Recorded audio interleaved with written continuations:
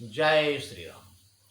ओम वक्रतुंड महाकाय सूर्यकोटि समप्रभा निर्विघ्नं कुरु मे देव सर्वकार्येषु सर्वदा। राम कीन्ह चाहि सोई होई, करे अन्यथा अस नहीं कोई। प्रभु श्री राम ने मनुष्य की रचना की है।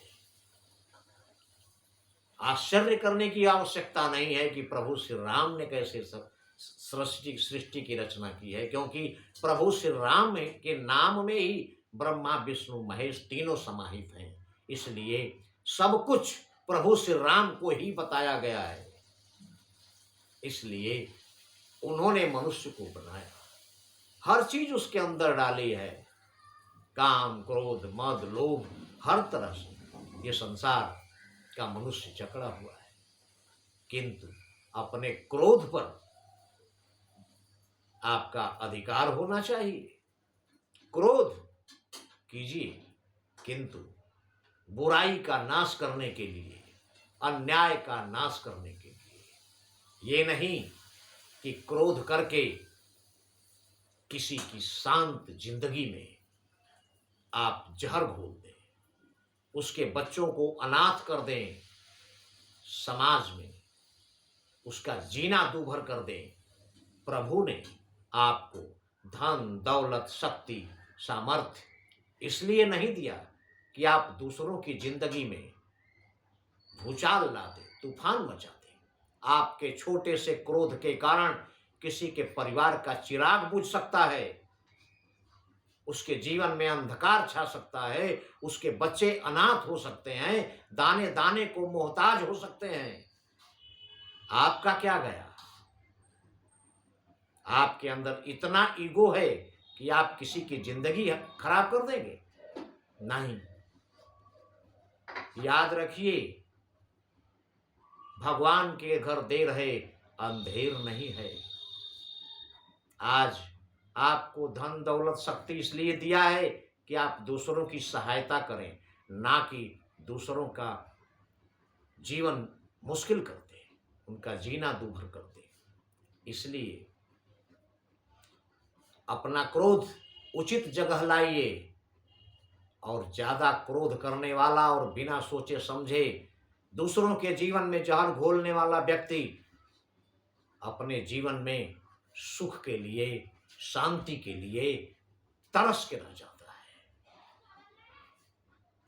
इसलिए किस्मत का फैसला करने वाला साधारण इंसान नहीं, आनंद कंद मर्यादा पुरुषोत्तम भगवान श्री राम हैं, जिनके सामने कोई भी शक्ति इस दुनिया की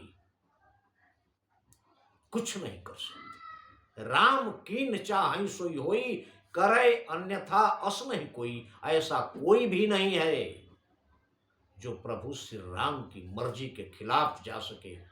उनकी बनाई हुई सृष्टि में जो भी व्यक्ति खलल डालेगा,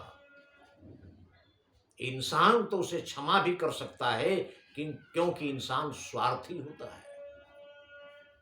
धन दौलत के चक्कर में आकर कोई भी इंसान अपना धर्म भूलकर, अपना कर्तव्य भूलकर उसकी सहायता कर सकता है, किंतु प्रभु श्री राम के सामने न्याय अवश्य होगा।